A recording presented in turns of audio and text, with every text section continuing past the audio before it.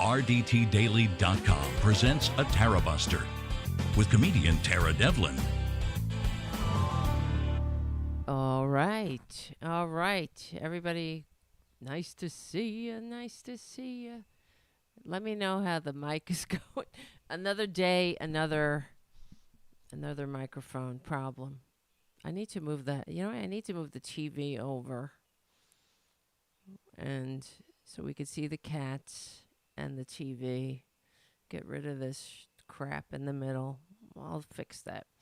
All right. I don't have a lot of room here. Well, this whole thing is getting painted. Probably in the summer. All right. Listen. Guys, thanks for hanging out. Unapologetic liberal talk on the right side of history. Decency, dignity, democracy, humanity. Let me know how it's sounding out there in the beautiful land of the chat room at youtube.com/C for channel/Tarabuster. I'm having a lot of audio issues lately, and that sucks, I don't know.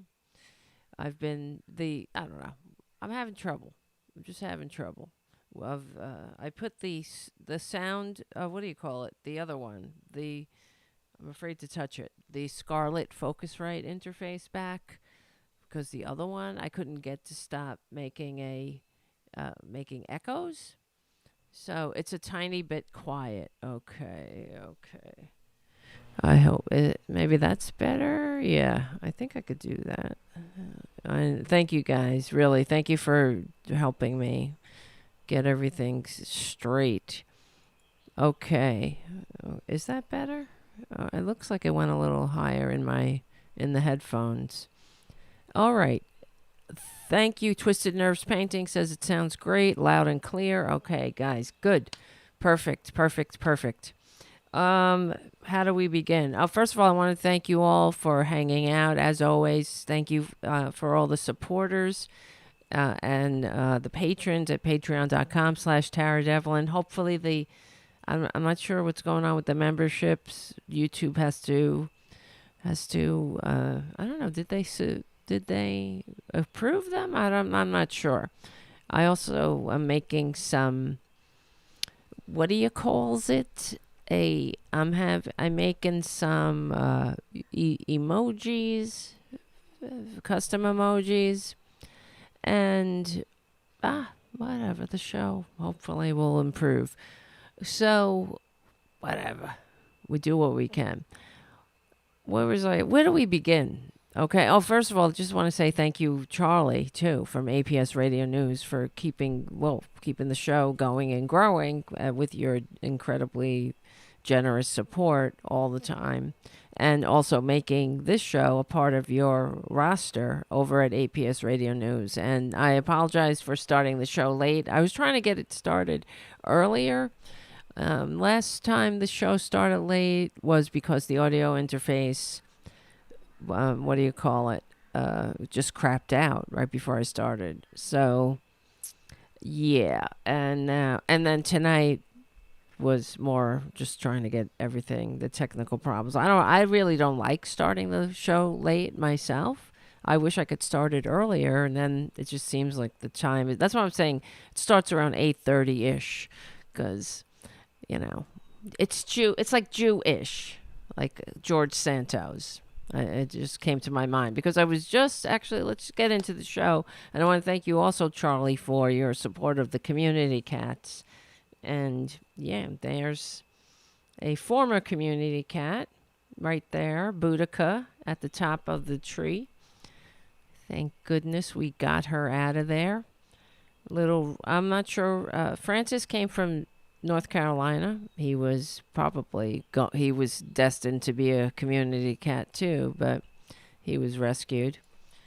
All right. So, okay, listen. Where do we begin? Because tonight, what's really getting, it's not getting concerned. It is concerning. Everything sucks, as we know. The corporate media sucks. They're treating Trump like a normal candidate half the time, in between some pundits saying that, of course, like calling him out for what he is. How old is Boudica now? She's not yet a year. So she was born in the summer. So she's a big girl though now. She's all grown up. She tries to get the keys to the car. She's like a teenager. All right. So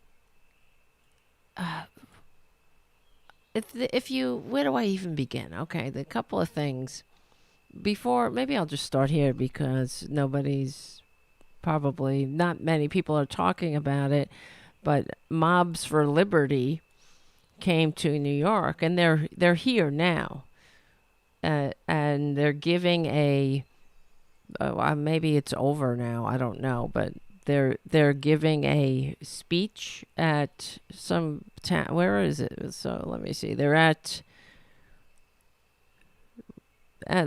of they went to the Bohemian National Hall on the Upper East Side. Mobs for Liberty is holding a town hall, and I wish I had known about it, but there's nothing I could do actually now that I'm saying it, because we're having a show.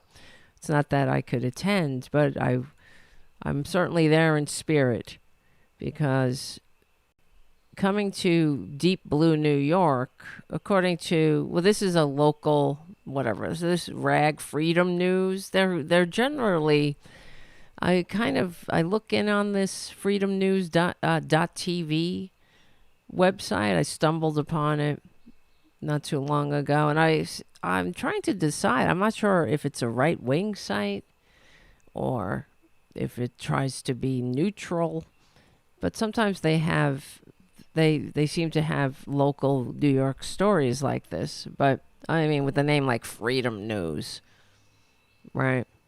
Of course, because that's all. Yeah, Republicans are all about the show, the name, the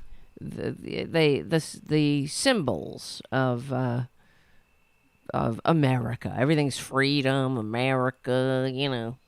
Wait, I have to press this button here. I'm getting confused. Yeah. Oh, hold on, because you could see that. Go live. That's Rockfin. See all the buttons I gotta press? Besides pressing right-wing buttons. So, according to this, protesters are outside of the Bohemian National Hall on the Upper East Side, where Mobs for Liberty is holding a town hall. And that's Andrew Giuliani right there. And according to this site, that he's being heckled, as he should be. That's the natural reaction of that any human should have when they see a fascist like this Andrew Giuliani inflicting his manias on anywhere that they touch. And that's one of the things I wanted to talk about tonight too, because I was thinking about thinking about the theme and and the title of the show. But the fact is, Republicans we know this. Republicans destroy everything they touch, from Jesus to democracy. They debase everything, and everything that they're involved in. The reason I was thinking about Jesus is because there's a lot of talk of the right wingers. They talk about how Trump is sent by God all the time, and it's getting more concerning, and it comes right from the con man's mouth. With that video, for example, that they created straight from the Trump campaign, that God made Trump. What? God? Yeah, maybe God did, because he made roaches and bed bugs too. He made all kinds of parasites, if that's what you believe. And it's really unfortunate, but not unexpected, how the Republicans, these evangelicals, they like all Republicans, fixing the facts around the policy. They simply don't see Trump or any of the other right-wingers for what they are. They don't see the scam, even though their own ancient book of fables told them to beware of the hypocrites and to, beware of those who claim to be from God, but really are out, from the exact opposite. So here, let's see what's going on. This is a video here. Let me see. This is Andrew Giuliani.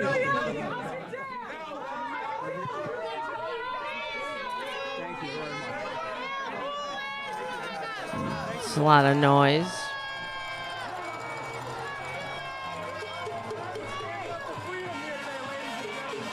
Oh my God, he's trying. Ladies and gentlemen, a lot of freedom. All right, hold on. We'll be right back. We're back. We're talking about the mobs for liberty went to New York, but look at all the normal people out there. It's pretty impressive. This is New York City. What do you expect? We don't like when fascists come to town. We'll show up in force. It's like what happened not too long ago when the LGBTQ center down, I guess, I'm not sure if it moved, but it used to be on 14th Street, where they were holding a drag queen story hour. Just to stick it in the eye of these scumbags. Because that's, even though this is New York, and this is a blue town, there are traitors here too. There are subnormal or abnormal people, Republicans. There are fascists here. But they're just more normal people. And why would that be? It's because we know that this is a melting pot. We live in a very diverse city.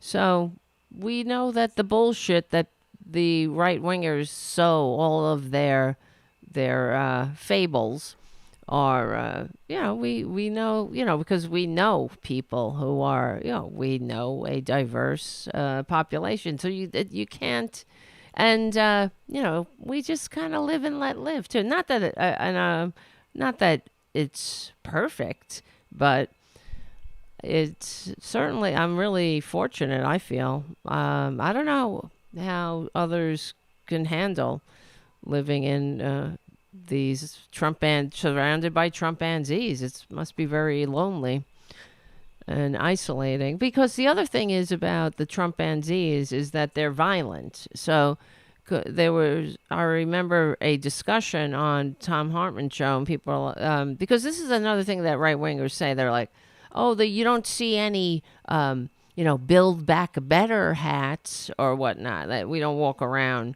with Biden 2020 or Biden, as Jesus, right? Well, first of all, because that's not what we do. Biden is the president. He's not the Messiah. He's not our Messiah. He's an elected representative. And we don't get our identity from him. So we don't have to wear hats but the other thing is that people, because these right-wingers are incipient fascists, some of them, or outright fascists at this point. They're either undercover fascists, keeping it on the DL, or they are, they're embracing it. But people don't put stickers on their cars, or they don't work, I believe, or walk around with, Biden stuff or whatever, because they don't want to be attacked. They don't want to come out to their car and see it vandalized. That is the truth. They don't want to have to go shopping somewhere and leave their car in a parking lot and come back with, it vandalized in some form. Because that's what Trumpanzees do. They're fanatics. This is a cult. They're not normal. They're not having a normal discourse. They're not trying to have a functioning society, that's for sure. And there's proof every single day of this. It's becoming more obvious, I hope, which is why I constantly blast the corporate media before not reporting things that need to be in the public consciousness, like the fact, well, first of all, the fact that, did anybody hear on the corporate media today, if you were watching it, that Joe Biden canceled student debt? And I think, I'm not sure how much. Joe Biden cancels $5 billion in student debt for $74,000. For $74,000. 74,000 borrowers. Why can't I talk? I mean, because the Republicans block progress at every turn. They have nothing. They have nothing to run on. That's why they are focused on angertainment. They're focused on making content for their podcasts. That's it.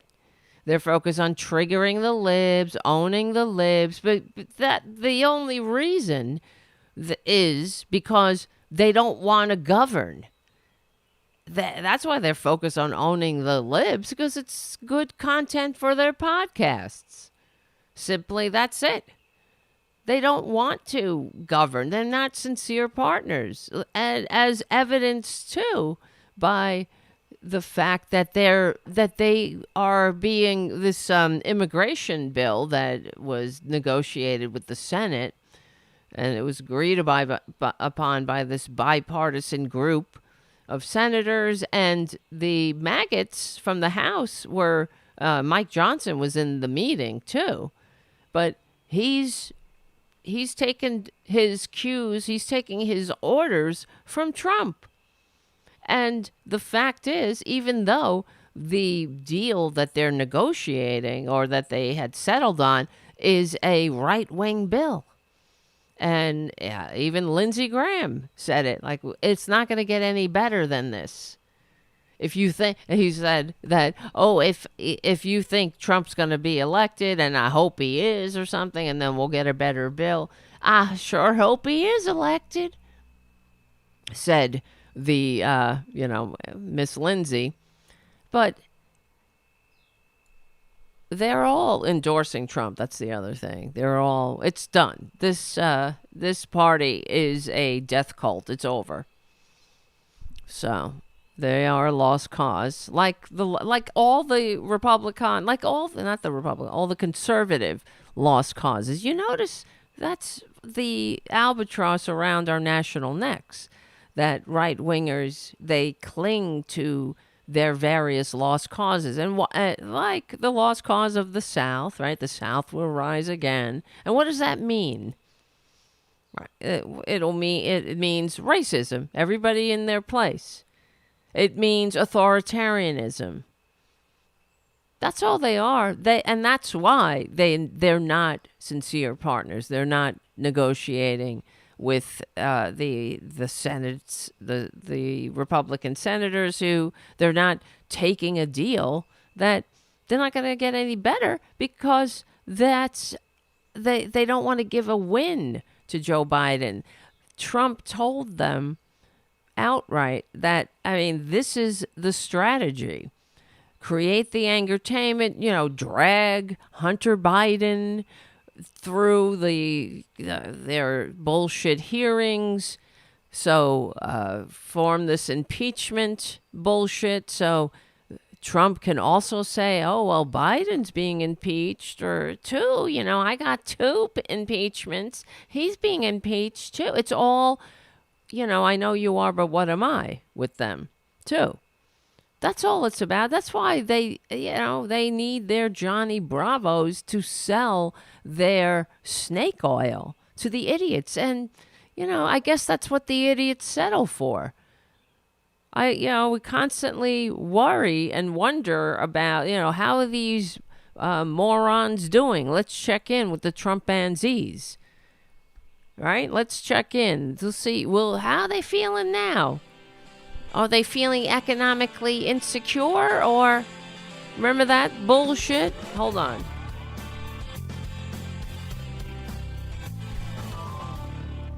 Even Jamie Dimon, this is the other thing. Jamie Dimon says, I mean, the reason that we have to listen to these people, aren't you sick of it? I know I am, having to listen to the musings of billionaires. Because they're billionaires, or they figured out some way to suck money out of the fucking market. Like, what is that? That doesn't make you a genius. There are certainly other more valuable pursuits in society than sitting and looking at the stock market. Right? I mean, this is everything is so fucked up. Hold on. That's the theme of the show. Sometimes you just gotta drop the mic and just say it's all fucked up. Let's see, Jamie Dimon, because he was out there saying that we need to be more respectful. Get the fuck out of here, Jamie Dimon. Oh God. This makes me sick. Well, this is how Fox News frames it. Jamie Dimon says Trump wasn't wrong about critical issues and warns that the Biden campaign, shouldn't denigrate the MAGA label. Dimon defended MAGA voters. Well, this is Fox News. That's how they frame it. Saying Democrats are making a mistake dismissing their concerns. What are their concerns? What are their concerns? Anybody? Their concerns are trans people living an authentic life. That's their concerns. Their concerns are brown people. Their concerns are bullshit. Their concerns are Black Lives Matter, storm the Capitol. What else? Oh, the invasions at the border. Even though there's an immigration deal happening that they don't want to do anything about, because they need the video. They need to go. Where are they going to go? Point. Where are the likes of Ted Cruz? Where's Ron DeSantis going to go and point at something for the cameras to pretend, to stir up the faux rage? It's perfect. That having an immigration issue is a perfect foible for them. They're not going to let it go. Just like when they weren't going to let go of the gay bashing easy because they got a lot of bang for their buck. And then when people started not giving a crap about whether somebody was married to somebody or formed a legal marriage contract with somebody of the same pee-pee, they moved on to trans people. Then all suddenly that was the most pressing issue in the country. More bullshit, like how saying that children are getting their genders changed, which is not true. It doesn't happen. That a child will go to their parents, "Mommy, I'm a girl," and they'll say, "All righty, let's go. Get you a new set of genitals." Right? They don't do that because you have to be fully grown for one thing. So, the other thing, they don't want to be educated about things like that anyway. But give me a break. He says, this is Jamie Dimon. It's making me sick here. Why? He was one of Obama's advisors, remember? This is the reason we're in this boat. Too much kissing ass on these billionaires. Wait, hold on a second. I'm having a problem here. FDR had his brain trust, right? Back in the day. It wasn't rich people solely. It was intellectuals, scientists, philosophers, economists, people who were top professors intellectuals, top, the elites, I suppose. Somebody, people who were smart. They weren't necessarily rich. But now there's such a veneration of these billionaires when they're disgusting people. There is no reason that anybody should be a billionaire, for one thing. And the fact is that billionaires, just like Trump, is a symptom. Billionaires are a symptom of a sick system. There's no reason one person needs $1 billion. And we will know that society is healing or on the right track or going in the right direction. I'm sure it won't be in our lifetimes, but when people generally accept that being a billionaire, you should be ashamed of yourself, right? That's a shame. Shame on society for letting that happen. Shame on the politicians for making the laws, for laying the groundwork, for putting out the rules of the game that make billionaires possible. There's absolutely no reason. It's a cancer. In fact, it's like if a body if there's one cell in the body that suddenly starts sucking up all the nutrients, all the life force, that's called cancer. And starving the rest of the body, you're dead. It's over. So, I mean, so who was saying? I can't remember. Somebody was saying about, I was talking to somebody, and they were saying about something about Bernie Sanders. Well, yeah, and then I understand how you're going to pay for it. As if there's no billionaires, right? How are you going to pay for it? How are you going to pay for universal health care? How are you going to pay for expanded Social Security? How are you going to pay for dental benefits in Medicaid and Medicare? How are you going to pay for a civilization that works for more than just the 1%? You tax people. You tax the billionaires. So, we could start at the pre-Reagan level. The Eisenhower level was the 90% top marginal tax rate. And then Reagan started taking it down. Reagan took it down below 50%. This is where we get the problems. And then it kept getting lower and lower. And now we have this income disparity and upward immobility that is the worst in the entire Western democratic world. And if Trump and the Republicans have their way, it will be worse. So that's what they're up to. It's out in the open now. I guess we can be grateful for that because this was always inevitable, what we're dealing with now. The fascism, authoritarianism, the end of democracy we were always heading in that direction. And now it's just going, instead of going into that direction at 30 miles an hour, we're going there at 90 miles an hour. And if we're not careful, it's done. The grand experiment is over. If the Republicans remain in any positions of authority, if Trump becomes the president, despite receiving fewer votes, it's over. So that can't be happening. That can't be allowed to happen. And the fact is, there's more of us. More people want to live in a democracy. There are more normal people. No matter what.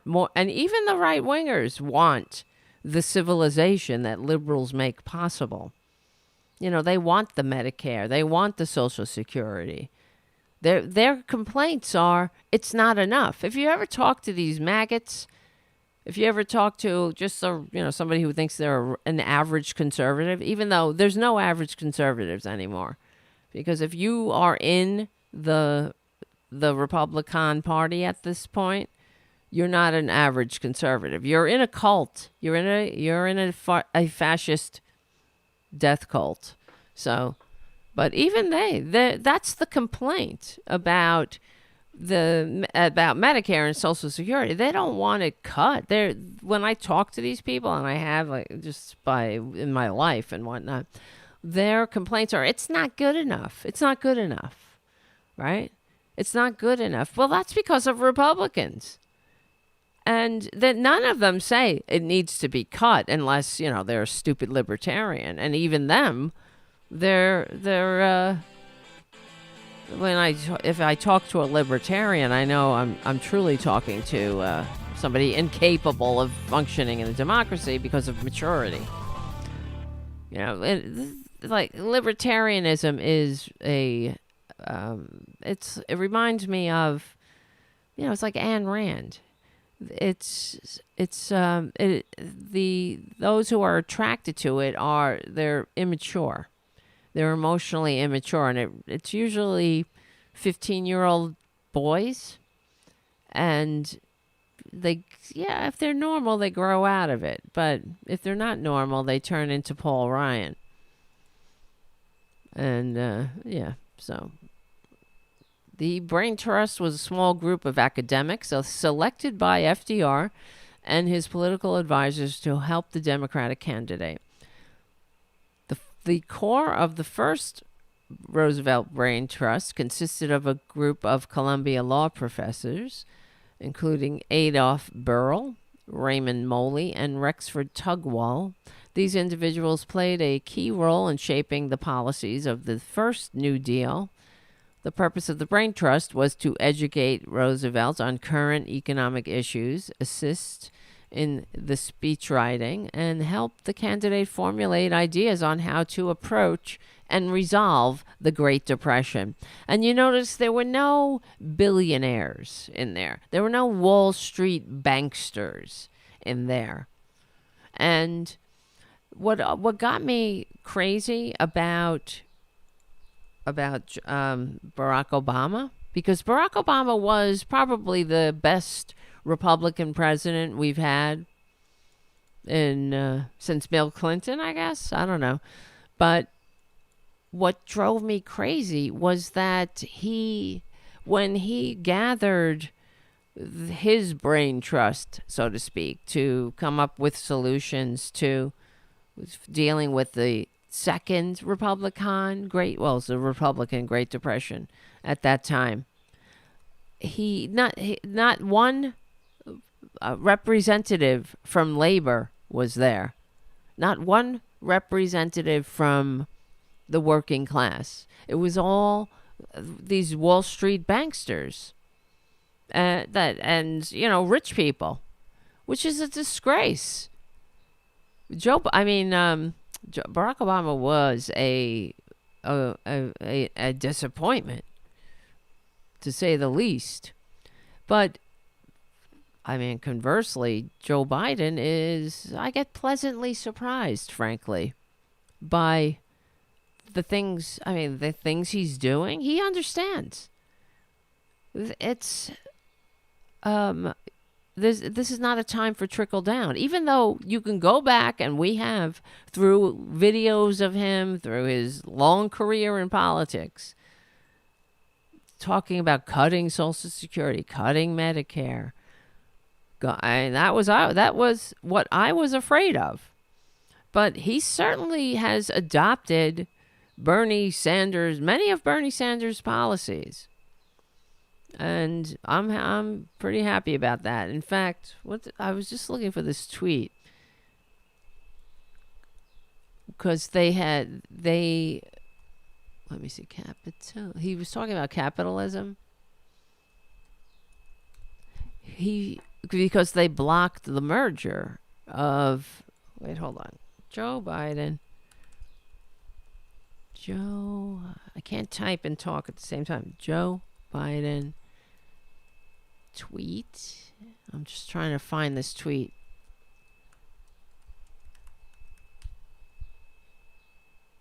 Yes, here it is.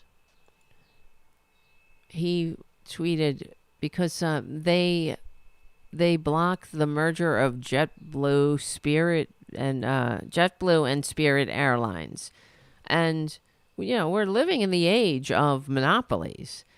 That's why, for example, we pay incredibly high prices for our cable television, for example. They don't pay that in Europe. They have actual competition. Here, you're limited. That's why the prices of cable, or just cable in general, cable television and internet is really expensive here. It's ridiculous. And overseas, it's like $35. I mean, for the top service, the prices are shockingly low for an American. But I wonder, when I see things like that, it gets me crazy, because I think, how stupid are we? This is another example of Americans paying for more and getting less, and just being learned to be helpless. They cry freedom. All these idiots cry about freedom, and when you're just a sucker. You're just a dupe being sucked from being a host from which to suck profit. That's it, and discard. So, capitalism. Here's Joe Biden. And when I read this, I was like, wow, that's coming out of Joe Biden's mouth. Capitalism without competition isn't capitalism. It's exploitation. Yeah, that's amazing. Thank you. Thank you, President Biden. Today's ruling is a victory for consumers everywhere who want lower prices and more choices. My administration will continue to fight to protect consumers and enforce our antitrust laws. Well, it's about damn time. Now do something about Amazon. Do something about, I don't know, who else is there's a lot of monopolies here in America. We're in the last stages of capitalism, the cancer stage.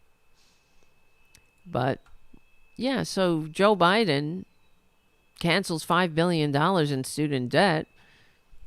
I didn't hear a peep about it. All I heard was that Trump, we could turn on the corporate media now. It's going to be something about Trump, especially during the day when they're, the Iowa caucuses, and now Trump said this and Trump said that, and he's and then the court, So, in a new wave of student loan forgiveness, the Biden administration is canceling $5 billion in debt for 74,000 borrowers, many of whom worked in the public sector for more than a decade. President Biden said that 44,000 of Friday's approved borrowers were having their education debt wiped clean after 10 years of public service, and that those borrowers included teachers, nurses, and firefighters. Almost 30,000 borrowers have worked towards repayment for at least 20 years and never got the relief they earned through income-driven repayment plans, Joe Biden said in a statement. And it's the largest round of loan forgiveness after the Supreme Court struck down the White House's student loan. The illegitimate Supreme Court struck it down. I see you guys on the chat talking about the cable. Let's see. Let me look this up. I'll ask the AI. Let's see. Show me the difference in cost of cable and internet in the United States compared to Europe. Yep. The cost of cable and internet in the United States is generally higher than in Europe. According to a report by New America, the average monthly price for cable in North America is $60 as compared to $40 in Europe. $60 is very low. It's like $200. Yeah. Get ready. Let's see. Today, approximately 5.18 billion internet users. Oh, blah, blah, blah. Let me see. Forbes outlines the diverse internet service options. I'm just trying to get to the bottom line. Let's see. They have a chart here. United States. Look at this. Well, it says $70. Very low. I wish my cable was $70. $15 in Egypt, $18 Tunisia, South Africa. There has to be more. But anyway, it is night and day. But the United States, we don't get out much. That's the other thing. Even though we live in a small world, and all you got to do is go on the internet. When maggots go on the internet, they fall down Q holes. They don't go and research anything. They're not trying to get, worldly, because that would be too woke. Hold on. We'll be right back. Yes. The internet and the internet speeds in Europe. That's right. $176 monthly internet. Non-useful on the chat says, I pay over $200 a month for my internet and cable. I have to get the highest internet because of the show, but it's absolutely ridiculous. And yeah, I have cable, I have HBO or whatever they call it now, HBO Max. But yeah, it's not cheap. I'm always trying to get the renegotiating and whatnot, but you can renegotiate it, and then it gets lower for a couple of months, and then it goes right back up. So it's a losing game here. But yes, so the illegitimate Supreme Court and the Republicans, they're blocking any relief the American people need. It's enough. And that's why billionaires, I'm sure you've heard, there are a lot of rich people right now asking for their taxes to be raised, because they're frankly, I think that they see the writing on the wall. I mean, there is a resurgence in liberal, or I should say union membership, and it only gets worse when you're at the top. I mean, eventually the pitchforks and torches do come out. So if history shows us anything, and they're trying to stave that off. Why do we even have to get to that place to begin with? Why do we have to get to that stage? Why? Well, why? I'm answering my own question. Because we have right-wingers in Congress, in our halls of power, who don't give a crap about governing. They are there to make the rich richer, and they have no honor, they have no dignity, and until we get money out of politics, it's going to be that way. But in the meantime, there are things we can do. We have to get normal people elected. We cannot have a Republican majority and a Republican president. They're not fit. But Jamie Dimon is giving us lectures. I don't know, I went all over the world there, but Democrats, he says, should grow up and listen to Trump supporters. We have been listening to them. I swear to God, my ears are bleeding from listening to them. It's like a rake on a chalkboard. How much more? That's all we do is listen to them. What do they have to say? What do they have to offer? They're ridiculous. How about they listen to us for a while? We're always getting them shoved down our throats. They're always feeling so picked upon, so put upon. Right? I mean, I go on my Twitter account now because of Elon Manchild Musk, and all I see are right-wingers. Until I block these right-wingers. I get them coming up on my phone. I don't even follow them. And I don't follow Vivek Ramaswamy, and he was popping up on my phone. It's like it's an invasion. Why am I getting Vivek Ramaswamy as a notification, right? When I never followed him. I don't follow him at all. I never went on his Twitter account. I never commented on his stupid Twitter account. But until it came up, I'm like, what the hell? Him, Laura Loomer started coming up on my phone. That's all. That's Manchild Musk, man. That's him.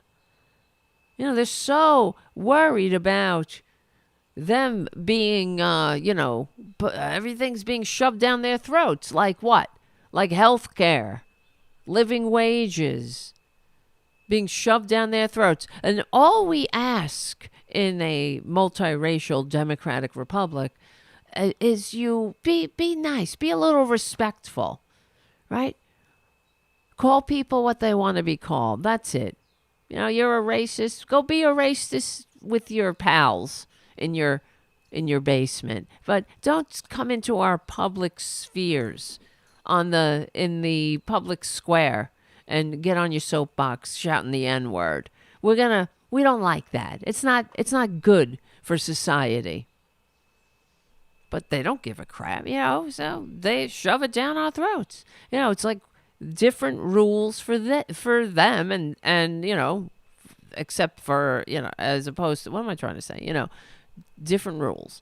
And for example, just right off the top of my head, if you saw today that Alec Baldwin was charged with manslaughter, he was indicted on manslaughter for the accidental shooting of that, I think she was a assistant camera operator, so I don't know, but the woman that sadly, unfortunately, was shot and killed, and it's a tragedy. It's an accident. It's a tragedy. So, but he was indicted on manslaughter, and the right wingers were celebrating this. Yet, they celebrate this accident, but they venerate the likes of Kyle Rittenhouse, who had his mommy drive him to a place he didn't live in with a gun he shouldn't have owned because he was a child. He was 17. He wasn't of age. Drive him to this place where he had no business being, and he kills 2 people and mutilates for life a third. And they support that. They cheer that. You see, it's different rules. It's okay if a Republican does it. But if they just take they lack fundamental maturity, and they take glee in anything that harms a liberal in any form. And it's disgusting. So, all right, they are disgusting. What can I say? And speaking of, let's go there, because I wanted to talk about how they're turning, and how they have turned. They think Trump is sent by God. And it's offensive.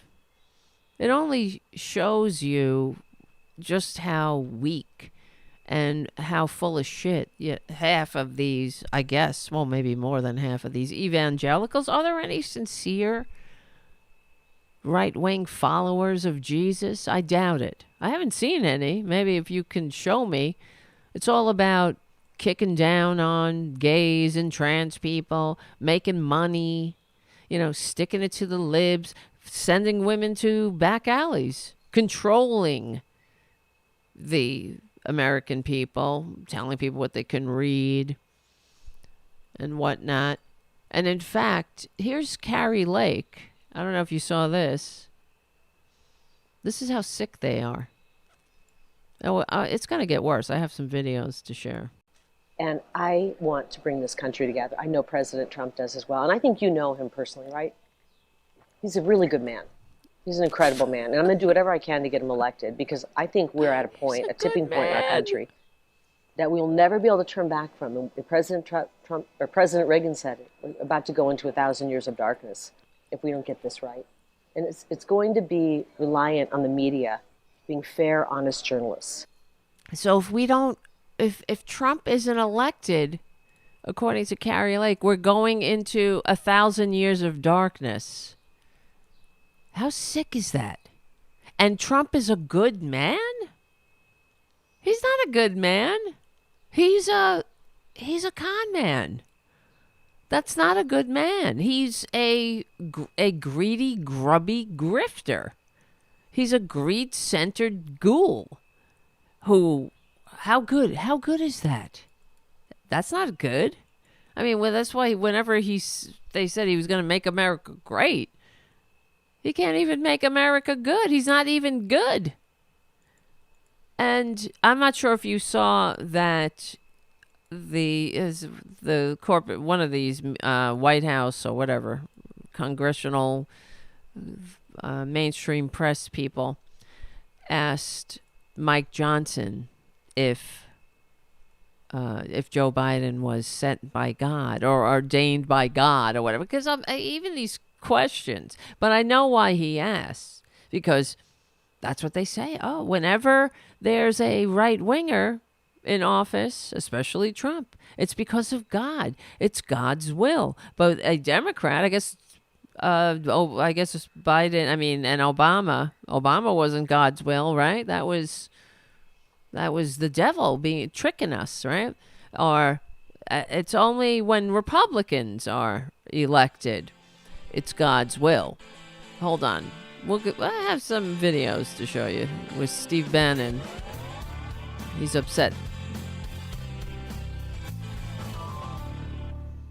So Steve Bannon heard that Mike Johnson, because Mike Johnson said, I guess when in that instant, he fell back on. He couldn't think of a lie quick enough. He couldn't think of how to obfuscate. Is that the right word?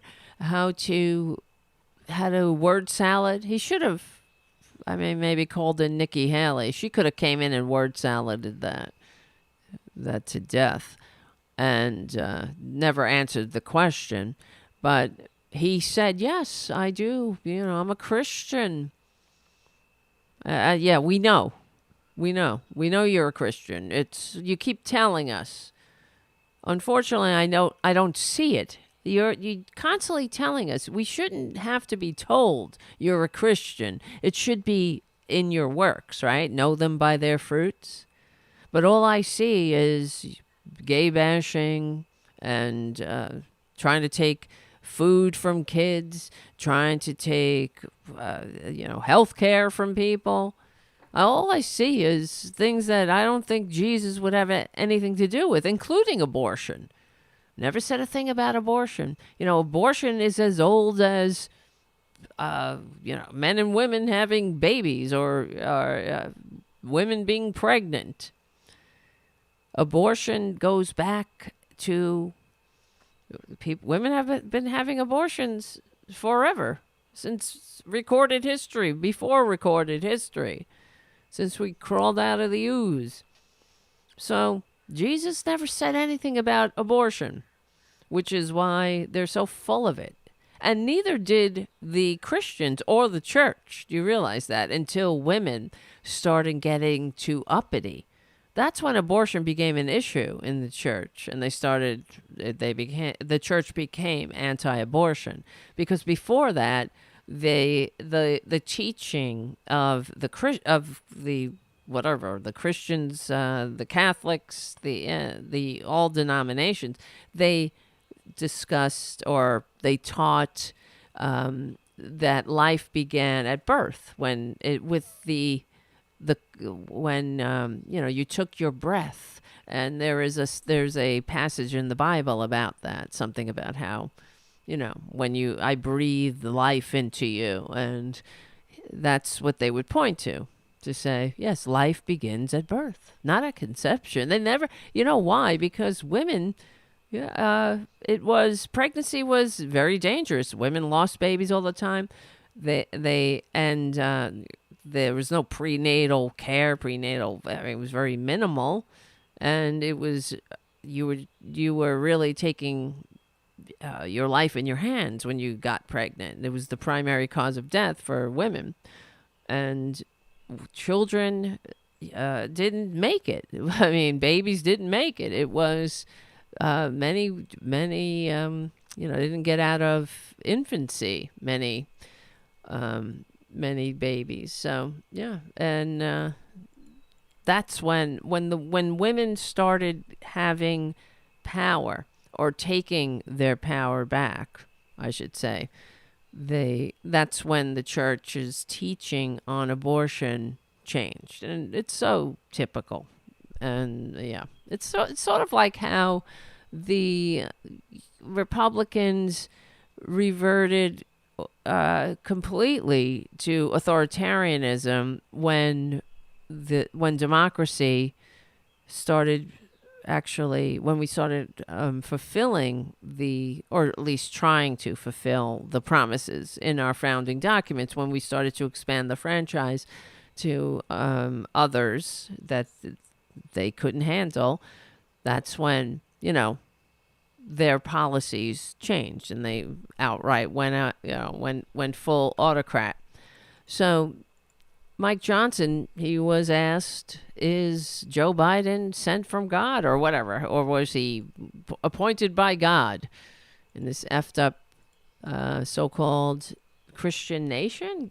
This is not a Christian nation. They want it to be. They want it to be a Christian fascist nation, but that's not this thing, which it really pisses me off. Why not just go to another? There are plenty of shithole theocracies, Republicans.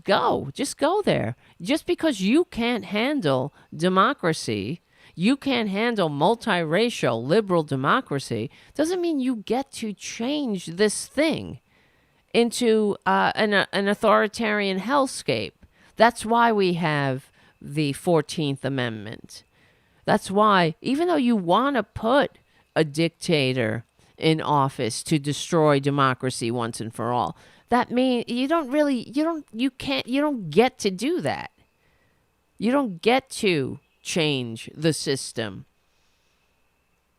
You're not even the majority. So, but anyway, here's Steve Bannon got wind of Mike Johnson's statement, and he was triggered. We have that clip from Johnson saying about Biden being the will of God. Yo, bro, get focused here. Johnson needs some help. So this audience is prepared to give it to him. We have it. Let's kind of play this for a second. Okay, be prepared to have your heads blow up. Let's go ahead and hear it. Do you believe that Joe Biden's presidency is God's will? Is Joe Biden's presidency God's will?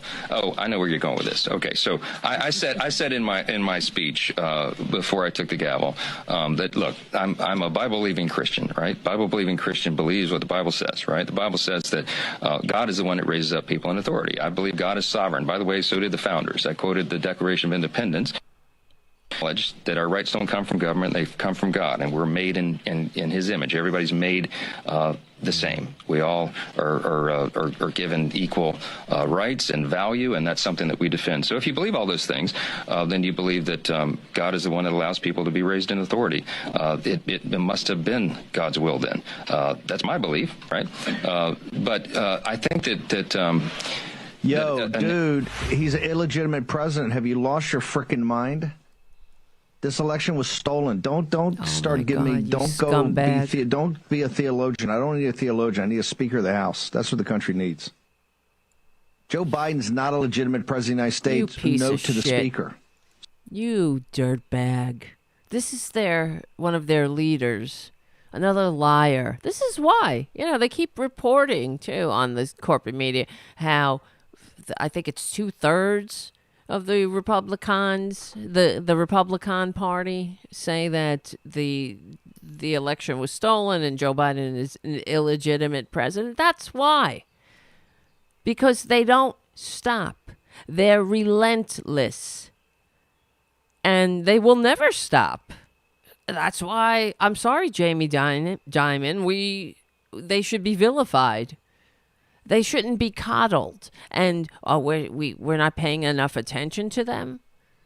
Yeah, we're paying attention to them like we pay attention to, syphilis, like Trump has on his hands. We pay attention. We have to cure this disease in our body politic. And we don't cure it by changing it. They're never going to change. We cure it by sending it into history's trash pile, like where he belongs. Like the trash that you, Bannon, obviously crawled out of. He looks like a garbage person. He does look like he slept in his clothes and crawled out of the trash. He's a horrible person. And a liar, and that's all they got. Lies. The election was stolen? No, it wasn't. Trump is illegitimate. Trump is as illegitimate as his billions are. He's as illegitimate as the fortune, as his successful businessman facade is. He's as illegitimate as his entire presidency, where he used the presidency to profit in direct violation of the Constitution. I know Republicans, they're making excuses for that too. For the money he took from the Chinese.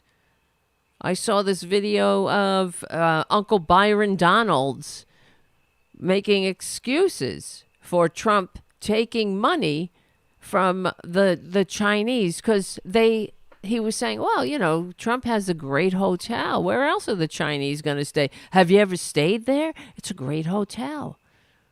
It's a roach motel. It's a bedbug riddled roach motel. And the fact is, the Chinese, the Saudis, there's no history of them staying at Trump's roach motels pre-presidency. It's not like they went there to Washington before Trump was the so-called president, despite receiving fewer votes, and bought out the multiple floors in the Trump, whatever the hell that was, the Trump, that hotel that he has in Washington. And Jamie Dimon, hold on, I'm getting a fucking error message on my Jamie Dimon. Jamie Raskin said, because he's a constitutional scholar, went right back at him. He's like, there's no, excuse me, he didn't call him uncle, but excuse me, Uncle Byron, there's no hotel exception in the emoluments clause. It's a violation of his oath and the Constitution. Because when you take an oath to the Constitution, you take an oath to to abide by the laws. But Trump is above the law, you see? Now, I wonder, because he keeps saying how he should have absolute immunity. He's not saying that he's innocent. He's saying that when the president does it, it's not illegal. Like Nixon's excuse. It was as ridiculous then as it is now. And especially a con man. That the president won't be able to do all he wants to do if he had any accountability. Well, why don't you abide by the laws? You don't get to do whatever you want to do, you fucking dirtbag. Does it ever end with these monsters, and their excuses? And this is it. This is why the Republicans, it's over. That cult is over. They are irredeemable. All of them. If you were a normal Republican, you would already be gone. You would be out of that party already. Just like if the Democratic Party turned into a greed-centered, anti-democratic death cult, we'd be gone. I wouldn't be a registered Democrat. We'd be gone. But Republicans, I mean, there is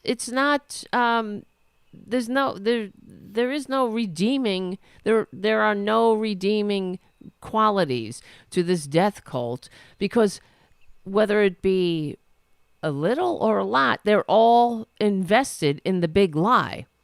They're all invested in treason. Like Elise Stonic, this bug-eyed bitch. This googly-eyed bitch who wants to be the vice president. Another unfit grifter. You know, trying to just get power for herself. That's all it's about. They love power. That's why we got to get money out of politics. We got to get it, because money in politics would be the fix here. If we ever got money out of politics, which I hope I live to see, that would be it. The Republicans, they would flee, because they're not in it for altruism, obviously. They're not in it to solve all problems. They're in it to make content for their podcasts. And I can't forget this bitch, Elise Stonic. First of all, she's never apologized or even said anything, because they're all a bunch of cowards too, about how she endorsed George Santos and stood by him, right? Because they're all grifters. You know, the whole thing is a grift. That's why it makes sense that eventually that they would end up as having an absolute con man as a standard bearer, because the whole thing is a con. From trickle down to tax cuts pay for themselves to we're a Christian nation. The whole thing is a con. They can't win legitimately. They have to screw this country. And knowing that they hate this country that much, that they continue to lie, and they know it's a lie. Lindsey Graham knows it's a lie. How dare they? How dare they endorse a con man who tried to overthrow this government and is in the midst of a coup? How dare they endorse and support and prop up this bloated parasite who turned the presidency into yet another grift, who disgraced this country, not just from sea to shining sea, but all over the globe, and openly said that we should cancel the Constitution. Imagine any Democrat saying that, and what they would say.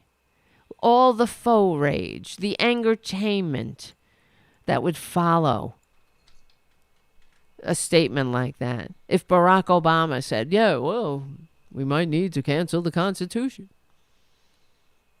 And all I keep thinking, this Elise Stefanic, I cannot stand her. I remember seeing on her Twitter page, it's probably one of these ones that was like, shoved down my throat, so to speak. And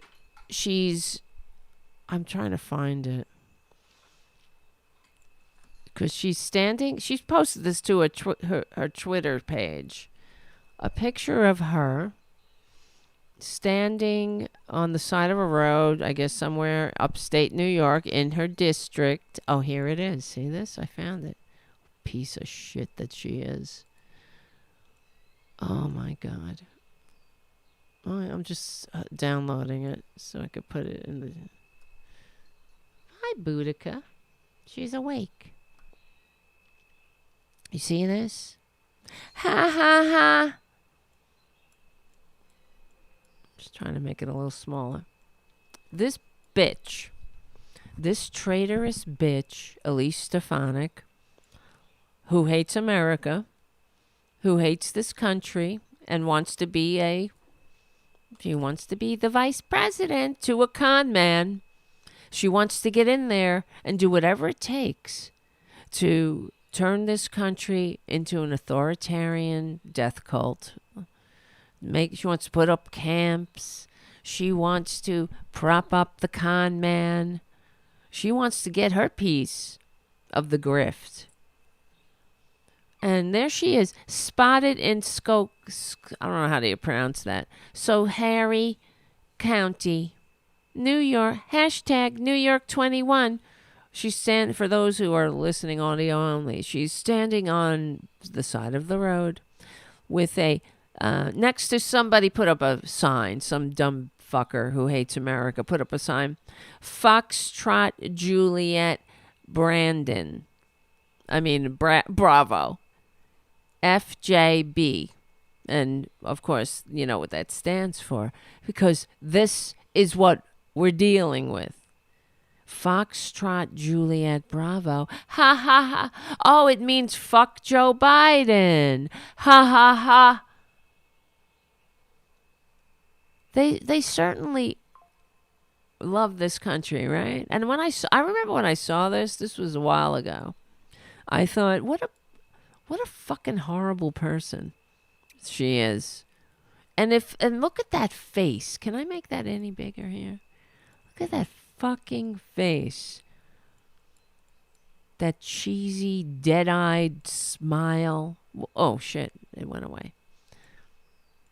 That cheesy effing grin.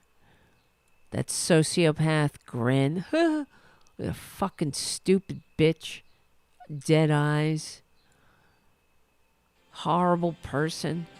What a horrible human being who hates this country. Now, why would you do that if you love this country? You wouldn't. She hates this country. Understand? She likes to denigrate and disgrace the country. She hates her fellow Americans. She wants to do nothing except make what? Sophomoric little taunts? Right? Not even sophomoric. To call it sophomoric is to give it a fucking promotion. She's like a goddamn 8-year-old. Foxtrot Juliet Bravo. Fuck Joe Biden. Yeah, that's real productive. That's really adding to the conversation. Elise, you're real fit for office. We can tell. We can tell your policies. We see what a representative you are. Representing the people. Right? That's who she is. She hates this country. You would never see a Democrat doing anything like that. Right? They just don't. Because they have decency. They have dignity. They don't behave like babies because you're not. I mean, when you're an adult, you can get silly sometimes. Yeah, playing around with your friends or laughing. but you don't bring that to the office.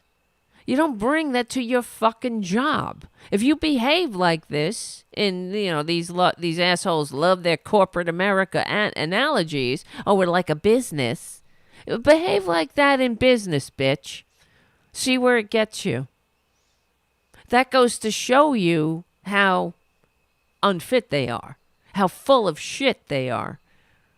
It's like a business when they want to make an excuse to leave people behind. That's all they're about. And even that sign, her pointing at that sign, fuck Joe Biden. She's leaving her constituents behind. Not everybody voted for that dumb bitch, I'm sure. I'm sure she's gerrymandered like the rest of the horrible maggots. And I repeat myself when I say that. They're horrible. They're unfit. They don't belong anywhere near the halls of power. They don't belong in decent company. These people need help. They should be getting the help they need, not inflicting it on this country. Like children. Nobody asks her, right? Like, what is this? Why are you doing this? And when she tweeted that, I didn't see anybody on corporate media saying, what is this shit? Everybody just ignores it. And then it gets worse. Like Trump's syphilis. And he has syphilis. Because I'm going to say it. I don't know. Obviously, you don't need any sourcing. With my own eyes, I could see it. Right? Unlike the election, which wasn't stolen. But this is who they are. Steve Bannon. Oh, saying Biden's an illegitimate president. Go back on that Chinese billionaire's yacht, bitch, and grift. Why don't you grift in international waters? What is he doing out? He should be in jail. They're all horrible. You see, they hate this country. They have no respect for the country. It's just the height of arrogance and the height of disdain for the country to not show up when the Congress calls you, to defy a subpoena. They got nerve, Unbelievable, but not. And don't give me this bullshit, Jamie. I'm just so sick of them. We have to be nice to them? No, you got to call them out. You have to maybe let them I'm babbling because I can't even think. Has there ever been a time when anyone in the corporate media, any billionaire, anybody who's got a freaking microphone like James, anybody like him in the punditry, which I can't say that word. If anyone ever said we should understand what the Democrats want. We're making a mistake. Has there ever been a Republican that said, we really need to figure out what the Democrats want and meet them halfway. And that's the thing I was saying earlier with Barack Obama. It really was the worst because, in the trying to address the second great Republican Great Depression in 100 years, Obama invited all the billionaires and Wall Street banksters in, not a single working person, but also he asked the Republicans, what do you think? He's asking for Republican ideas. And what fucking ideas do they have? They have no ideas. Their ideas are cut taxes. That's what happened. So in the rescue plan that was eventually passed, because he's like, oh, let's all get together and let's ask the group of people whose policies caused this near Republican Great Depression in 100 years to the second Republican Great Depression in 100 years. Let's ask them what policies they want to put in this rescue plan. And you never saw FDR, right, with the New Deal. He didn't ask the Republicans to give some idea. What ideas you want? Give me more. Let's put some of the policies in this New Deal bill that let's put the policies that crashed the economy to begin with. We need some more of them in there. Because I'm just got to ask. I'm reaching across the aisle.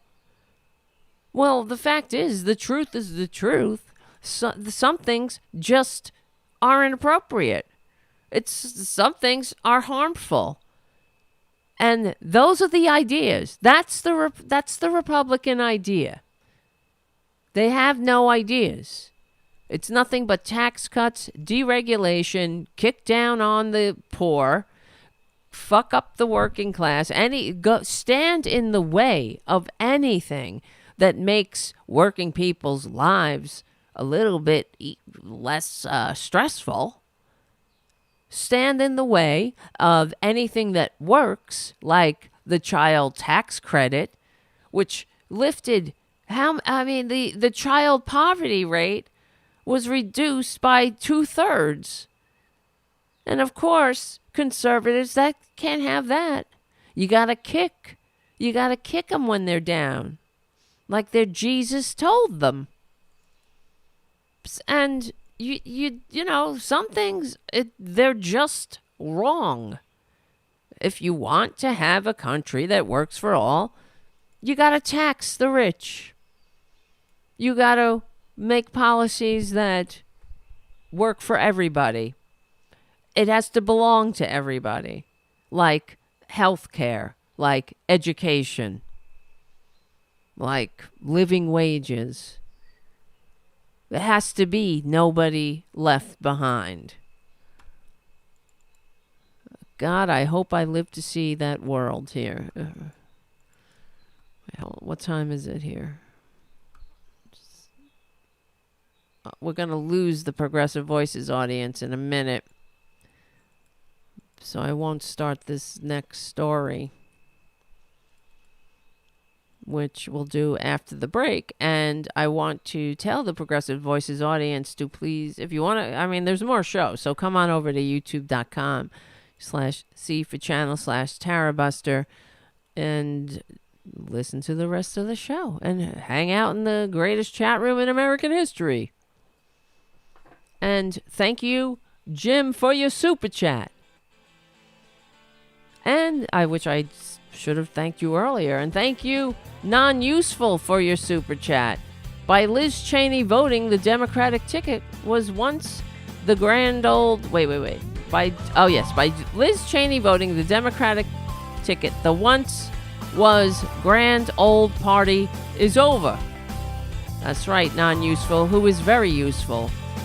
We're on the right side of history, decency, dignity, democracy, humanity. Check out APS Radio News. Check out Patreon. Become a patron. Become a member. See you soon. I love you. We stick together, we win. That has to be the way, guys. Otherwise, we're done. All right, so... yeah, F you, Jamie Dimon. I'm so sick of him. Yeah, what did he say? When people say MAGA, they're actually looking at people voting for Trump. They're basically scapegoating them, he said on Squawk Box.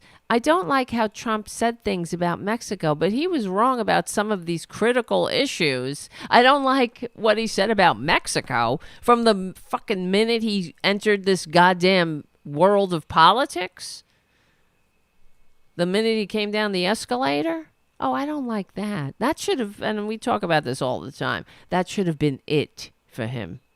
If this right wing or party wasn't a, right wing or party. If this was an actual party that wants to have a functioning democracy, that would have been it. But they're a bunch of racists. Is this a racist party, Nikki Haley? Oh, it's not. America's not a racist country. We've got to be better. Word salad. President Biden has repeatedly criticized extreme MAGA Republicans and tied the broader party to Trump as he ramps up his 2024 campaign. Trump remains the clear frontrunner, blah, blah, blah. Who cares?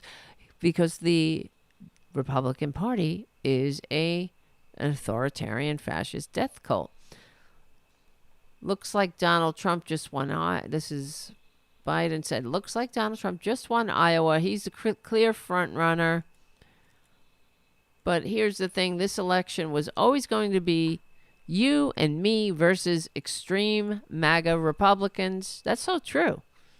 It was true yesterday, and it'll be true tomorrow. And he's 100% correct. That's our great president, which when I go on Twitter sometimes and I write something about Biden, I always say our great President Biden, if I can fit it in, just to stick it in their fucking eyes, Our great President Biden. And he's being, it could be better. It could be worse. But at least I know he's, what I think is he's old. That's no secret.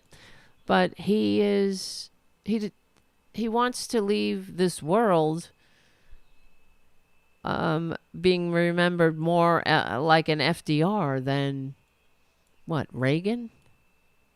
He seems to understand the real issues that people face, and that I wish I'm thinking of money and politics, but all right. Well, it does get worse because we were saying how these right wingers they worship Trump, and it's really disgusting. Let me play you this ad that I found, and it is one of these.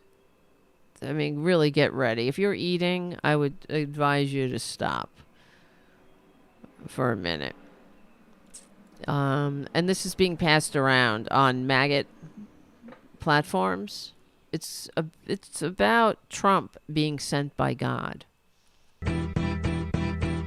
Christians and church-going people of faith value sacrifice above everything else.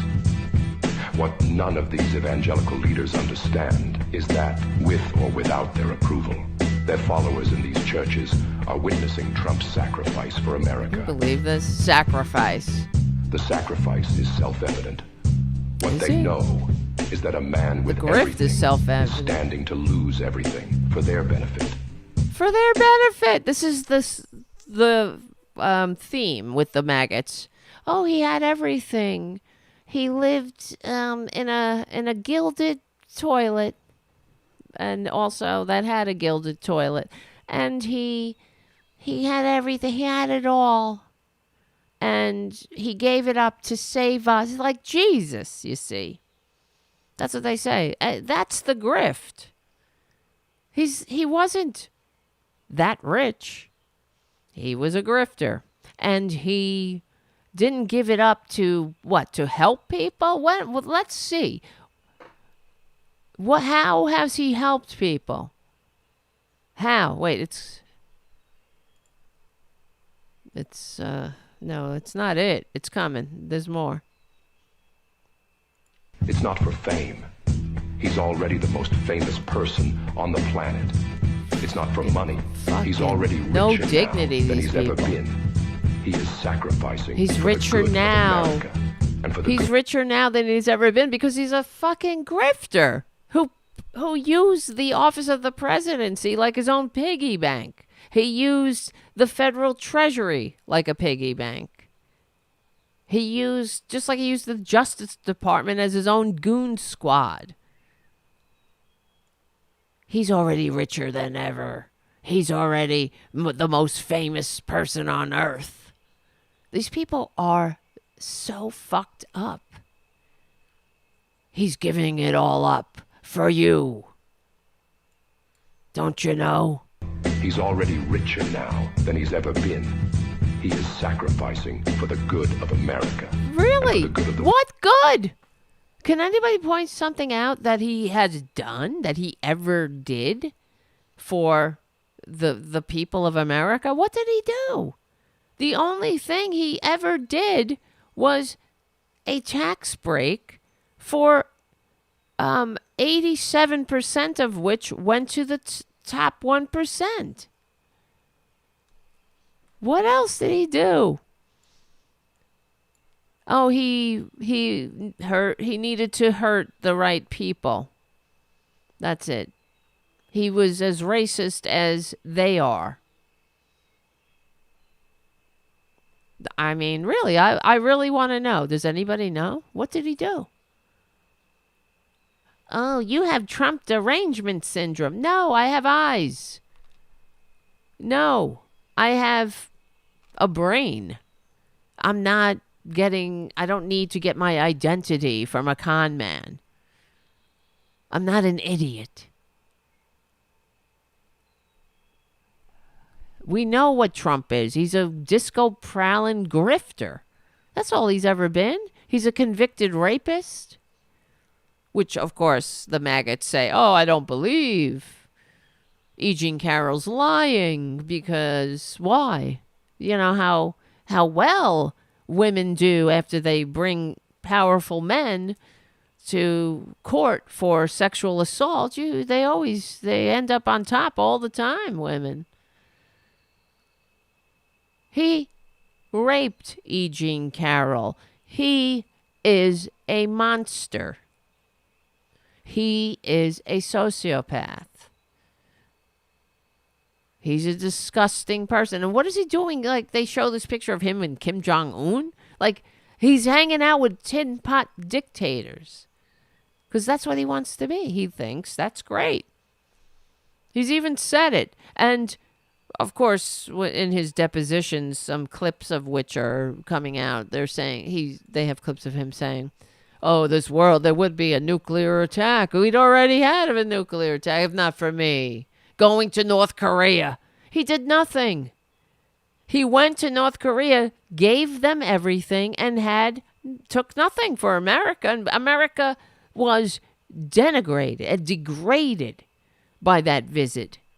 Just like we were degraded in Helsinki and degraded when he went to England and met with the Queen, left the freaking 90-something-year-old woman standing there waiting for him, and then was such a fucking little bitch. He walks in front of her, and not forget the protocol of the royals. Have some respect for an elderly woman. You don't do that. You don't turn your back to somebody like that you're meeting, and then you just, hey, whatever, you're late, you're standing in the sun. 90-something-year-old lady. What was she, 95, 96? He's a filthy, filthy, filthy, filthy man. And to call him a man, I can't. I mean, is another promotion. And he's not a man. He's a shell. He's a parasite. He's like a vessel for all the worst aspects of the human condition. Grasping, greedy, grifting, insatiable greed, never ending, nothing, horrible, tiny, little, ugh. Has no maturity, no decency, no ability to even pretend to be better. Forget it. Like they say in the rooms, act as if. He couldn't He couldn't act as if because he's incapable. He can't act as if he's a decent person. He doesn't know what that looks like. To him, a decent person is somebody who sucks his ass. Sucks his ass. That's why he's married, 3 times. He can't have it's all trophy wives. Women that he's with who marry him for their various own grifts have, they make the mistake of getting older. That's the problem. He can't have a woman who's older. It's not like, oh God, I hate him. I'm just thinking of thinking what he said about Jimmy Carter and Rosalind Carter. I don't know if you saw that. Let me see if I can. He said something about. Let me look this up. He's such a fucking dirtbag. Oh, God. He had to insult Jimmy Carter at the funeral, right? Because he's just nothing. He's a class act. FJB. Let's go, Brandon.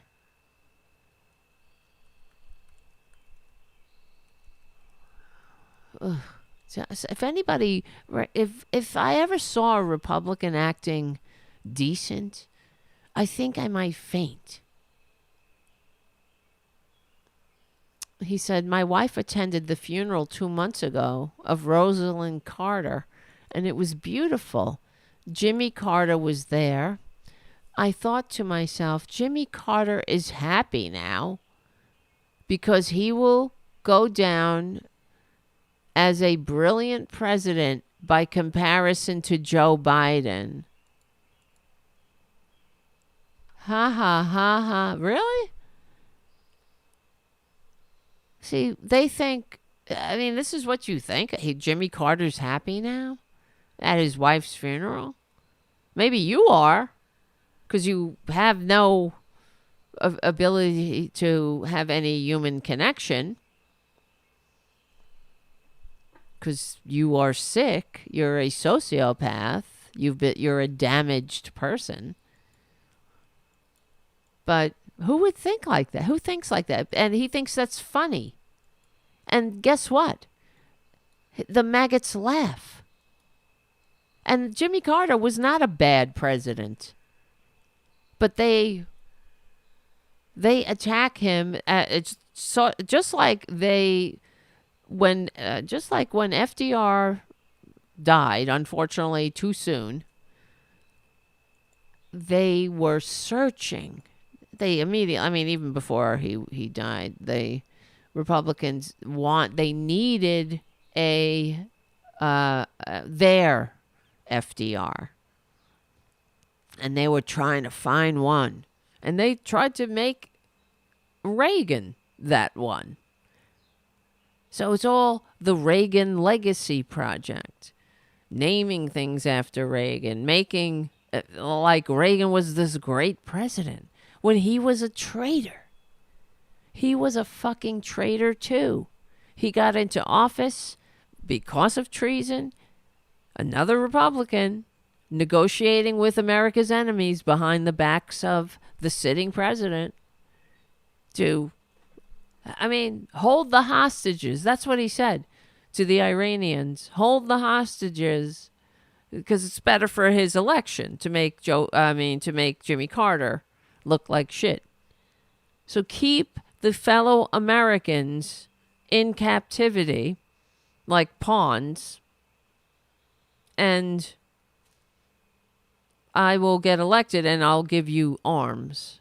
That's all they do. They're just disgusting, blood-soaked, greed-centered ghouls who hate democracy, who hate America, and the crimes, having extra judicial, what do they call it? Just outside of even, the approval of Congress or anything, having wars, funding wars under the table. That's the whole Ollie North. These traitors, they don't abide by the Constitution. They wipe their ass with it. He wanted to, because there was too much democracy breaking out. That's what was going on. They were funding the, the pro-corporate, the fascist arm, the Contras, right? If I remember correctly. All right, well, let's continue with this disgusting piece of propaganda that will go down as a piece of propaganda that Americans will, in the future, will shudder at. That's for sure. Humans know what sacrifice looks like. Humans know when someone is being persecuted. Yes, it's all when human beings witness a man being... Yes, if only you could not... You would stop raping and tax cheating and keeping classified documents in your shitter and trying to overthrow the elite, the electronic... Why can't I talk? I'm having a lot of trouble talking tonight. Trying to overthrow democracy. Yes. But it's all demons. And this is the other thing that pisses me off. Okay, about the corporate media. I know it's like, it is my foil, but I truly believe, and it is proven that the corporate media is the problem. On top, because without the corporate media, there'd be no Trump. There would be no, we would have a more democratic nation. We'd have more of a shot. And the corporate media sets the agenda. It sets the talking points, basically. It says what is the important issues, or what are the important issues to focus on. And if not for the corporate media, we wouldn't have... I believe that Joe Biden, the poll ratings, it wouldn't be an issue. Oh, they just don't like the polls. They don't like them. And it's because they're not giving news. Tell people about the student loan forgiveness and all the fact that manufacturing is back. Go to some factories opening, some chips factories opening. Talk about that. Talk about how the infrastructure bill is being enacted all over the country, right? Go to some of the ribbon cuttings, how the infrastructure of the country is being revitalized. Like, these are important stories for the American people to know. Why we got to follow Nikki Haley around until she makes another stupid remark is beyond me. And they say, oh, but it's not breaking through. Everybody thinks, Republicans think the election was stolen. It's just not breaking through because you're not breaking it through. Oh, it's just not working. Why isn't Joe Biden's message getting out there? Because you're not fucking getting it out there. For God's sakes. And the fact that we have this corporate media, that's the problem. We wouldn't be in this boat if not for the Telecommunications Act. There's no doubt. We wouldn't have had Rush Limbaugh. We wouldn't have had Fox News. We wouldn't be so divided. And it gets on my nerves when, we hear all the time. We're so divided. We hear it on the corporate media. We're so divided. And as if it's manna from heaven. I don't know. It happened. One day I woke up. We were all so divided. Because of the Telecommunications Act. But they're not going to talk about that. They're not going to talk about how 50 years ago we had over 50 media companies that that own the platforms. And now we have five transnational corporations and big moneyed billionaires, are the masters of the universe, like Rupert Murdoch and, well, before Sheldon, well, not Sheldon Adelson. Maybe he owns something. If I'm remembering, I'm not sure. He didn't. I'm not sure. He might have owned a paper or something. But he was the casino guy. But there were regulations against owning a newspaper, a radio station, a television station in the same market. So, but now we get nothing but these cross pollination of billionaires owning everything. Same part, Rupert Murdoch owning a radio station, owning a television station, owning a newspaper in the same market. He wouldn't be allowed to have the New York Post if he had Fox News, so to speak. Anywhere Fox News was, there wouldn't be a Rupert Murdoch rag. So this is a problem, a very big problem. But it just gets on my nerves. They talk about how divided we are, but they keep dividing us. And it's not just the corporate media, of course. It's not just the Telecommunications Act.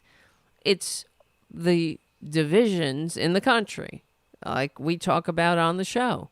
How the fact is, they create the system and people fall for it. They fall for the resentment of kicking down.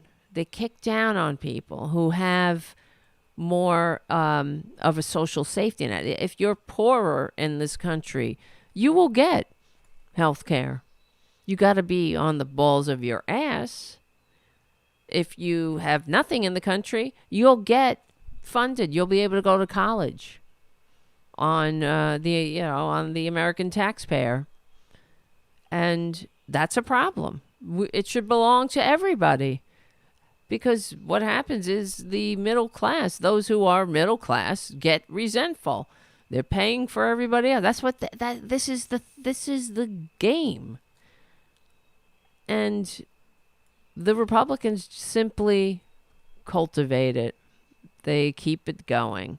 And the media doesn't say anything about it, because they have interlocking boards of directors. So they're not going to go off on universal health care. They're not going to go off on the for-profit healthcare system. They're going to give us stories about how beautiful it was when a couple of comedians got together and did a fundraiser so kids could get health care. Right? When someone is being persecuted, when human beings witness a man being persecuted for something greater than himself, they gravitate towards it. Humanity will always respond to it. Can you believe this? The only thing these demons could have done to not have this effect was to not persecute Trump. But they always make this mistake. Insane. Over and over and over again throughout history and in the Bible. When you attempt to persecute those who are walking a righteous path, unbelievable, humanity will follow them and not you. It doesn't matter whether you love or hate Donald Trump. This will always be true. It was true thousands of years ago. Yes, because he's like Jesus. And it will be true for thousands of years into the future. Yes, there's your golden idol. But Billy Bean Team can be dangerous. Do you think your Bean Team can defeat me? Who is that? Who are these two? These two maggots there. A golden idol. I mean, they have everything in here. He's doing it for you. Oh, he raped E. Jean Carroll for us? When human beings... He stole those classified documents for us?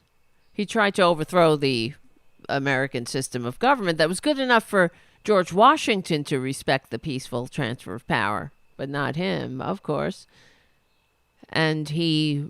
What was the other one? So I always get them... It's the rape, the classified document... Oh, yeah, and the tax cheating. So he cheated on his taxes for us. His apartment got bigger when he wanted a loan and smaller when he needed to pay taxes for us. And let's not forget, he's also the biggest loser taxpayer that in the years that we have his taxes, he lost more money than every other single American taxpayer in the country. Somebody had to be that one, and it was him. Because he's a fucking loser, and he cheats on his taxes. But even worse, I wanted to play this other video. Do we have time? Yes. This is how concerning, Nick Fuentes, speaking of, the cult and how they hate America and that this is an authoritarian death cult. That's purposefully trying to destroy democracy. Let's not forget, Nick Fuentes had dinner with Trump. This is him on a recent show. People are horrible. I am not a Republican. I am a Trump cultist. And I want everyone to know that. I am not a Republican. Do not lump me in with them. I am not a Republican. I do not support McCarthy. He's a Nazi. Support McConnell. I do not support Haley or DeSantis. I do not watch Fox News. I don't support any of that. I am a Donald Trump cultist. I am a soldier for Donald Trump. I am part of... I serve at the personal pleasure of Donald Trump, my supreme leader. I am part of the paramilitary wing of the Trump movement. I am part of the Revolutionary Guard. I do not answer to the Pentagon. I do not answer to the civilian government. I am the Praetorian Guard of Donald Trump. If Donald Trump ordered me to do an extrajudicial killing, I would perform it. I do not swear an oath to the Constitution. I swear an oath to Art of the Deal. Can you believe this? You have, and that, it's fine. You have your civilian military, you have your civilian National Guard and all that stuff. And they work for the Constitution, they work for the government. I don't. I work for Donald Trump personally. Now, I'm not contracted. This is just like, but I would work for he should be ashamed. I'm part of the paramilitary wing. But it's sort of like whatever Trump told me to do, I would do it. He's got a lot of patrons. If Trump said like, hey, if Trump called me up and said it's Maga night at the White House, we need you, I would go there. If he summoned me, I would arrive. If he sent me somewhere and said, look, we need to torture Hillary Clinton. Theoretically, I wouldn't obviously do that on my own volition. But if Donald Trump won the election and Donald Trump called me on a secret burner phone and he said, look, we have to capture and... No, we can't go there. We actually can't go there. If Donald Trump called me up and said, look, we need to capture my political enemies and torture them, you're okay with that, right? This is totally off the books. This is a black op. If he called me up and told me to do it, I would be like, sir, yes, Mr. I wouldn't even say, yes, Mr. President. I would say, it will be done. I would say, it will be done, Supreme Leader. This is supposed to be funny? I would say something like that. I wouldn't even say, say, yes, sir. I would say, it will be done. He's doing the Nazi salute now. Leader. You're a fucking sick person. They're sick. I would say some serious, like, Star Wars, like, Roman Empire. Like, something totally not... something kind of disgraceful and anachronistic.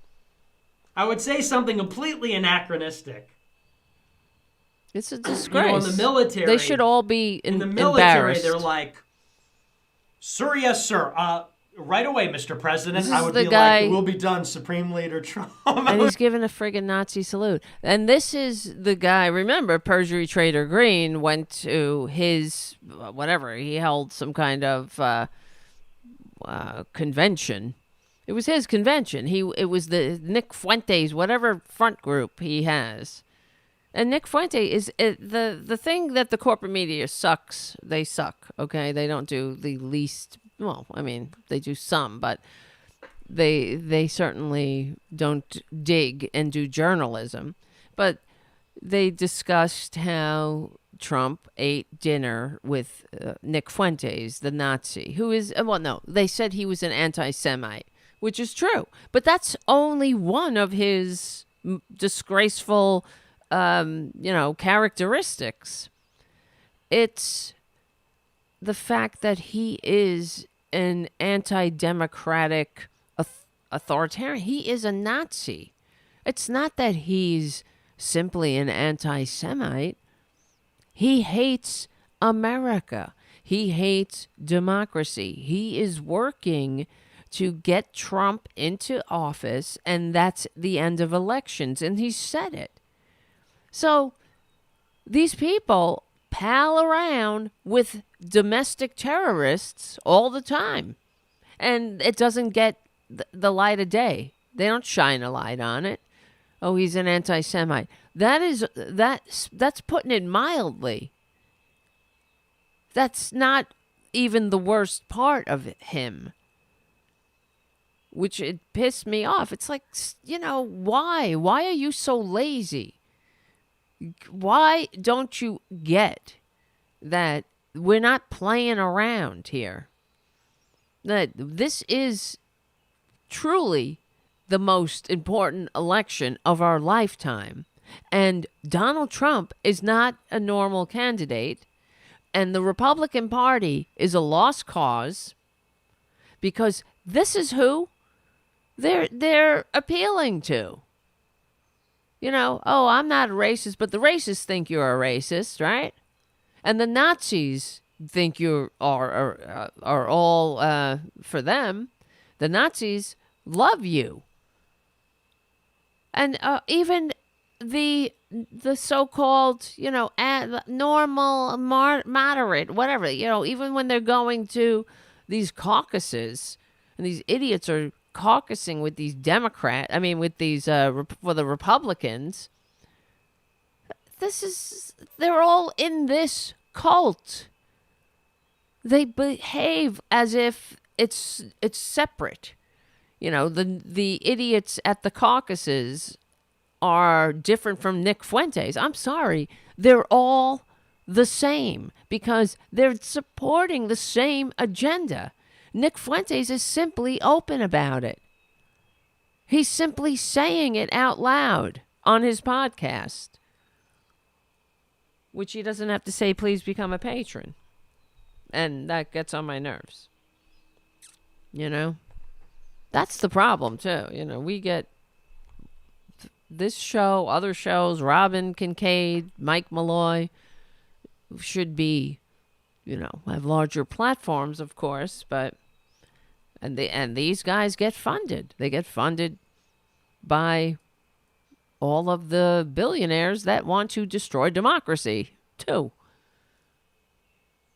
So, we're not even telling the correct story half the time when we listen to the corporate media. We're not hearing all of the story. It's not, the Iowa caucuses where the fact that they're even voting for Donald Trump, he should have been rejected. And the fact that he's not rejected shows who they are.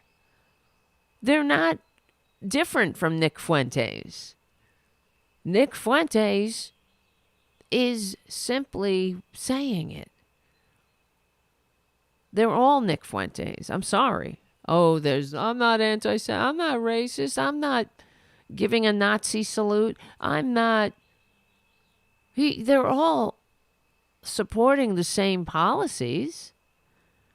They're all supporting the same candidate who says he wants to destroy the Constitution and that he's going to be a dictator on day one.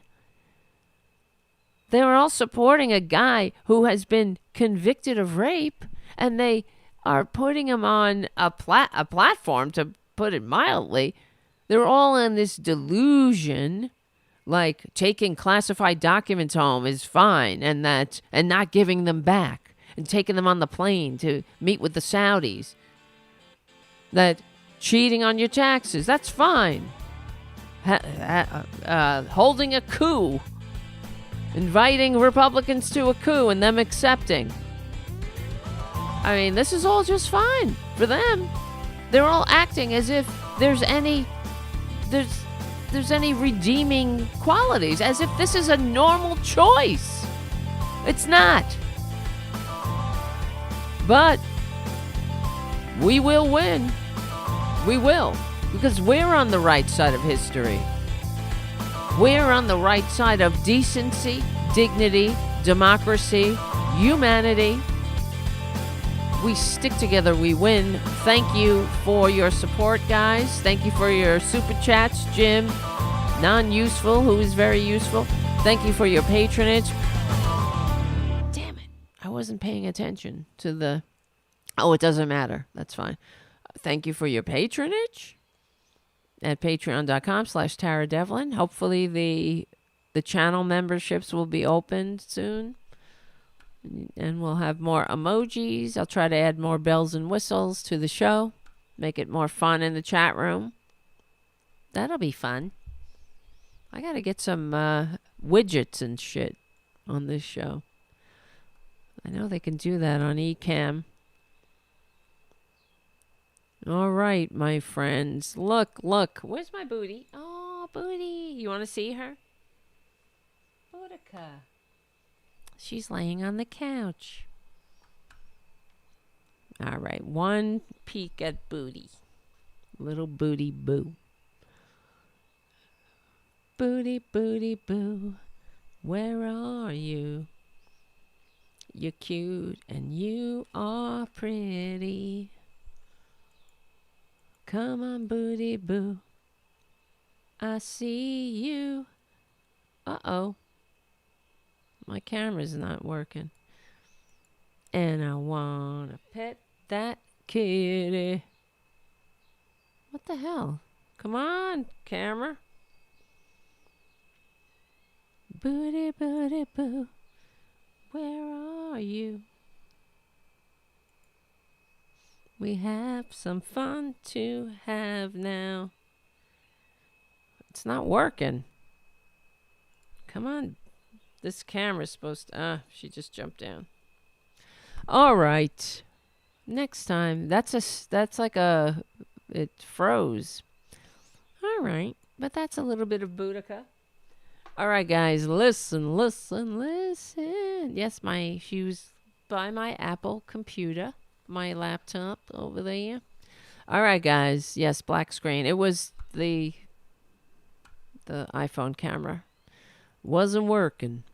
All right, my friends. You guys are great. Thank you for hanging out. I really enjoy our Fridays and our Wednesdays, our weekday shows. And also, I forgot to mention, as I always do, when this happens, I'm supposed to be on Deadline DC on Monday at 3 o'clock. I think I'm going on at 3:30, but for the past 2 times I was supposed to be on, I'm promoting it. Hopefully this time it'll actually happen. The past 2 times we had problems. It wasn't mine. The first time they had technical problems. The second time Brad had an emergency and couldn't do the show. And this time we'll see, hopefully. Yes, I know. Boudica is getting so big. She's grown. I was looking at her from afar today with new eyes, thinking, wow. Just thinking about, wow, look at you, Booty. Let me show you her before I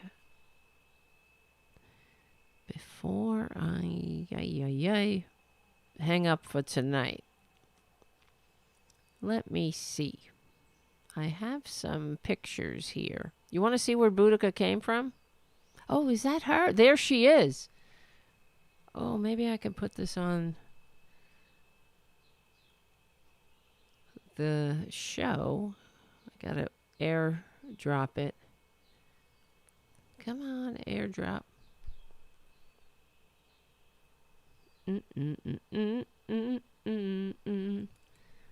I can show you exactly where she was rescued from. Maybe. Come on. Do. Booty, booty, boo. Where are you? It's not, it didn't go. Fuck. Sorry, guys. This is why, I guess, we don't have, well, we do have patrons, but not like Nick Fuentes does. To my eternal frustration. Oh, here we go. See that? Look at Buddha. This is where she was born.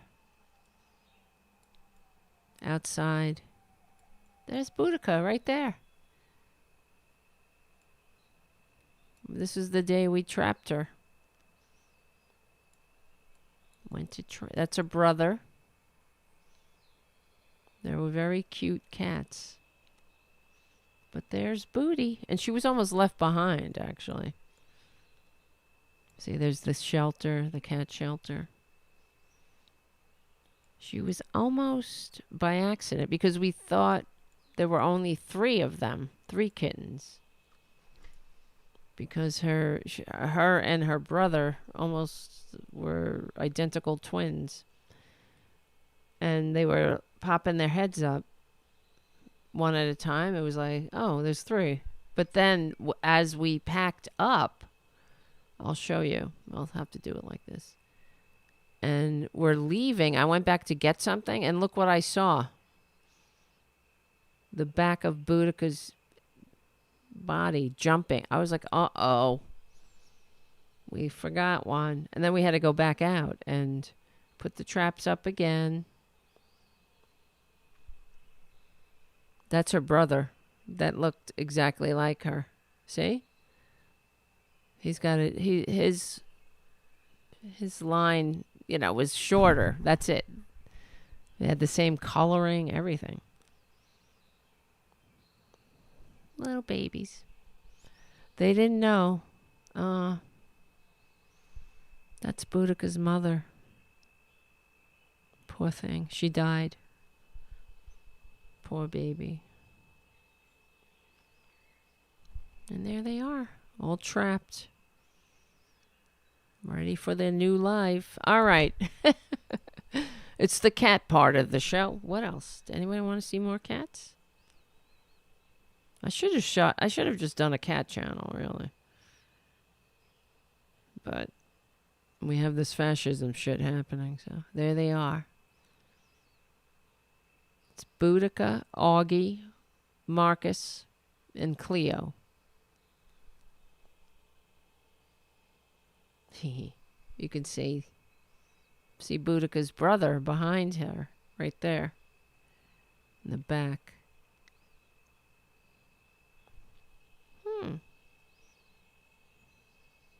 That's a cute picture. All right. Oh, brother. What's happening? Yeah, they're adorable. All right, guys. Love you. I should put some more cat videos up on the channel. I said I was going to do that. I only put 1 up, but I'll put more. I'll put more up. Look how cute they are. I missed them. It was fun having all 4 of them here. Look at the one in front. Because they were just awesome. Everybody should have some kittens every now and then running around. It was fun because they were, playing in the back. They were the best. All right. Guys, thank you so much for hanging out. It's time for me to go and get unconscious. I love you all. And we will have a show during the week. I'm trying. I'll try to put some more. I don't know. I'll try to make the show better. That's all I can say. Try. I got to get, patrons, support. I need a producer or something. But all right, guys. I love you. Thank you, Haiku. Thank you for being a moderator. Thank you, Jim, for being a moderator. Thank you, everybody. Thank you, Jim, of course, again, for your super chats, and non-useful, who is very useful, for your super chats. And Twisted Nerves Painting, he has a channel, and so does our friend Trucker John. He's got a great channel. Check him out on YouTube. I would, maybe I'll do that. Should retire and sell my apartment and get a truck and do some trucking. Maybe Trucker John can show me the ropes and we can do a duet on the road. All right, maybe one day. All right, can you bring 4 cats on a truck? I guess you could, right? Listen. Yes, we need to see the producer and Ray Ray. The producer's over there sleeping. Where's Ray Ray? There's Francis. He's waking up. Ray Ray. I bet your Ray is in the bedroom. He has a spot in the bedroom he loves. And I have Cat TV on. So he's probably watching it.